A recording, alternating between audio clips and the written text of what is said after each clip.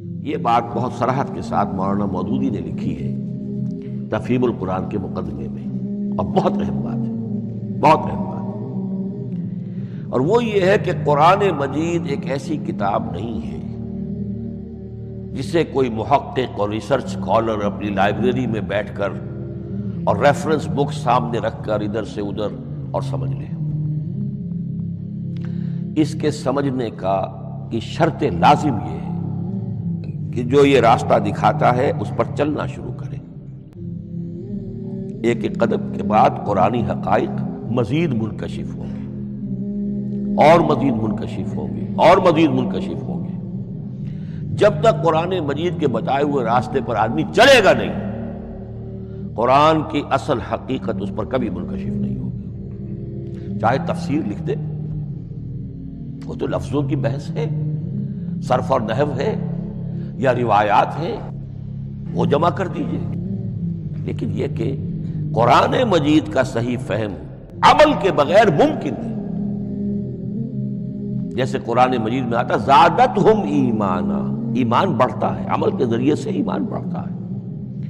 میں اس میں ایک شے کا اضافہ کر رہا ہوں۔ میرے نزدیک قرآن مجید مینول آف ریولیوشن، محمد عربی صلی اللہ علیہ وسلم نے ایک عظیم انقلاب برپا کیا دنیا میں، اور ایک انقلابی جد و جہد کی ہے۔ دعوت کے قبول کرنے والوں کو منظم کرنا، ان میں سم و طاعت کی عادت پیدا کرنا، پھر ان میں تن من دھن قربان کرنے کا جذبہ پیدا کرنا،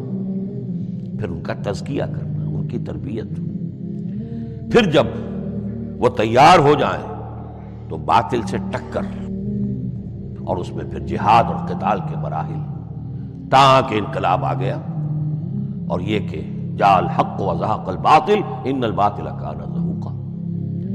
اس جد و جہد کے ہر مرحلے پر قرآن نازل ہو رہا ہے، جو اس مرحلے کے جو مسائل ہیں، جو اس مرحلے کے پرابلمز ہیں، جو اس مرحلے کی مشکلات ہیں، ان سے بحث کر رہا ہے۔ اب اگر کوئی فرد یا کوئی گروہ اس پروسیس میں وہ داخل ہی نہیں، وہ سمجھ ہی نہیں سکتا کہ یہ جو بات کہی جا رہی ہے اس کا اصل محل کیا ہے، مقام کیا ہے، کیوں کہی جا رہی ہے، وہ تو جب اسی قسم کی انقلابی جد و جہد میں کوئی خود مبتلا ہوگا تو اسے معلوم ہوگا یہ تھی وہ مشکل، یا یہ تھا وہ مسئلہ، یا یہ تھا وہ مرحلہ جو اس وقت کی جو جد و جہد تھی محمد رسول اللہ والذین معہ کی، کہ اس وقت یہ آیات نازل ہوئی۔ اس طریقے سے مینول آف ریولیوشن میں کہا کرتا ہوں، چونکہ ہماری جو طب کی تعلیم ہوتی ہے اس میں مینول آف ڈسیکشن سب سے پہلے جو ہے اناٹومی پڑھائی جاتی ہے، اور ڈیڈ باڈی کی ڈسیکشن ہوتی ہے، تو مینول آف ڈسیکشن جو ہے وہ پہلی کتاب ہوتی ہے جو ہمیں ملتی ہے۔ یہ ہوتا ہے، بتایا جاتا ہے یہاں ذرا شکاف دو اور یہ کھال کو کاٹو، اس کے اندر تمہیں یہ نظر آئے گا، یہ فیشیا ہے، پھر اسے اس کے اندر ایک اور شگاف دو، یہ نظر آئے گا۔ بالکل اسی طریقے سے قرآن مجید کی انگلی پکڑ کر اگر آپ چلیں گے تو پھر درجہ بدرجہ قرآن آپ پر منکشف ہوتا چلا جائے گا۔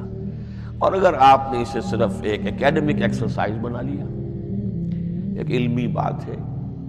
اس سے آگے کچھ نہیں، تو قرآن مجید کا جو اصل لب لباب ہے، جو اصل اس کا جوہر ہے، وہ کبھی منکشف نہیں